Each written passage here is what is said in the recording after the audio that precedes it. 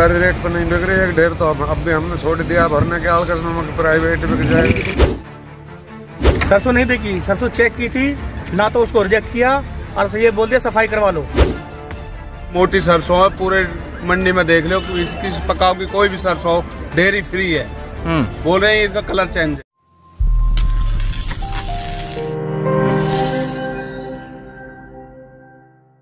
भले ही सरकार द्वारा बारिश में भीगी किसानों की फसल का कलर फेड होने व निर्धारित मापदंडों से कुछ प्रतिशत ज्यादा नमी वाली फसल को खरीदने का फैसला लिया गया हो, लेकिन अभी भी अनाज मंडियों में किसानों की उस फसल को नहीं खरीदा जा रहा जिसका कलर बारिश में भीगने से फेड हो गया था और जिस फसल के अंदर नमी, जिसे लेकर धरतीपुत्र खासा परेशान दिख रही हैं, क्योंकि किसान अपनी फसल को बेचने के लिए अनाज मंडी तो जरूर लेकर आते हैं, लेकिन खरीद करने वाली एजेंसियों द्वारा किसी की फसल में नमी बता दी जाती है तो किसी का कलर फेड बता दिया जाता है। उसके बाद किसान अपनी फसल को या तो आड़तियों के यहाँ औने पौने दामों में बेचते हैं या फिर अपनी फसल को भरकर वापस अपने घर ले जाते हैं। अब ऐसी खरीद एजेंसियों की मनमर्जी कहें या फिर विभागीय अधिकारियों की लापरवाही, इसका जवाब किसी के पास नहीं है। ये बात हम नहीं बल्कि वो पीड़ित किसान बोल रहे हैं। परेशानी है जी, सरसों लाए थे भरकर, सरकारी खरीदारी हुई नहीं है। क्यों, क्या परेशानी रही? बोल रहे हैं कि नमी ज्यादा है। फिर ये खाली कर दिया ट्रैक्टर, ट्रॉली में वापस भरा है। और भी काफी किसान अपने सरसों भर भर के उल्टी ले गए हैं। अच्छा, तो उनसे क्या कहा? उनसे भी यही कहा होगा जो हमसे कहा, जब हम भर कर ले गए तो। सरकारी खरीद नहीं हो रही है? नहीं। तो प्राइवेट वाले? प्राइवेट वाला है अपना 4100-4200 तक ले रहे हैं, ज्यादा बढ़िया है। अच्छा, और सरकारी रेट क्या है? सरकारी रेट 5450। तो सरकारी रेट पे नहीं बिक रही? नहीं, सरकारी रेट पर नहीं बिक रही है। ढेर तो अब भी हमने छोड़ दिया भरने के आलकस में, प्राइवेट बिक जाए। प्रीतम सनोप कृष्ण कुमार। कौन से गांव से आए हो? हाजीपुर से। क्या लेके आए हो? सरसों। सरसों बिक गई आपकी? नहीं जी, फेल कर दी। क्या कह दिया? मेरी सबसे मोटी सरसों है, पूरे मंडी में देख लो, इसकी पकाओ की कोई भी सरसों डेयरी फ्री है। बोल रहे हैं इसका कलर चेंज है। अच्छा, कलर चेंज करके रिजेक्ट कर दी? हाँ जी, मेरी सी डेयरी किसी की भी हो तो सरसों फ्री है पूरी मंडी में आज। तो चेक किया था या ऐसे ही देख के कह दिया? ऊपर से हाथ मारे और चल दिए जी। सुंदर नाम है जी। अब कौन से जी? तो क्या लेके आए हो? सरसों लेके आए हैं। तो बिक गई सरसों? कहाँ भी किए जी, ना तो 3:30 बजे तक आके पहुंचे हुए और बस वो दूर से देख कर वैसे हाथ से मार के ना और 10 मिनट में निकल ली यहाँ से ना। और कह रहे हैं आपके रिजेक्टर, और ना कोई साइन करके गए ना आगे कुछ दोबारा आने की कह गए। कुछ किसान तो वो उनके लिए भी वापस नहीं आई। अच्छा, इंतजार कर रहे कि आ जाए। अब भाई बता रहे को इनने बात करिए को हेली मंडी निकल गई है और अब तक कोई कुछ नहीं है। पूरा दिन से यहाँ पूरे किसान पड़े, 30-40 किसान है। किसी की पास न करी, बस 2 ढेरी पास खरीदी थी, वो भी बस नाम मात्र दिखाने के लिए ना कि हम यहाँ आए और करके चले गए। और ये देख लो आप, सारी डेयरी पर ये सारी रिजेक्ट करके दिखा रखी है। और प्रेमपाल, क्या हुआ आपके साथ? सरसों बिक गई? सरसों नहीं बिकी, सरसों चेक की थी ना, तो उसको रिजेक्ट किया और ये बोल दिया सफाई करवा लो।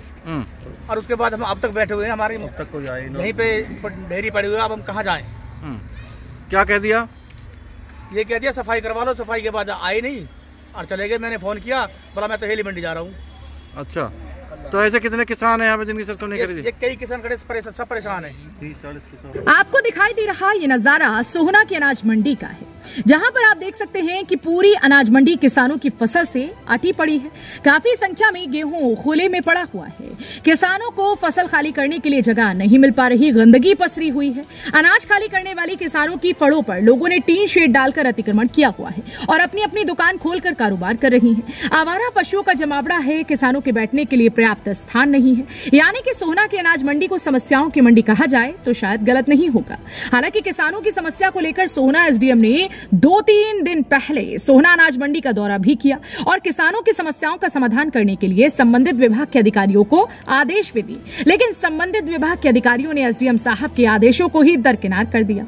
लेकिन जब हमने किसानों की इस गंभीर समस्या को लेकर एसडीएम साहब से बात की तो उनका कहना था कि अगर किसी किसान को कोई समस्या आती है तो वह एसडीएम कार्यालय में आकर अपनी समस्या बता सकती है, जिनका समाधान कराया जाएगा और किसान को परेशान नहीं होने दिया जाएगा। देखिए, जो सोहना की अनाज मंडी है उसमें सरसों और गेहूं की सरकारी खरीद शुरू हो गई है। हमारे यहाँ पर 2 एजेंसी हैं, हैफेड और एचडब्ल्यूसी। ये दोनों एजेंसी जो है किसानों से जो है सरकारी खरीद कर रही हैं।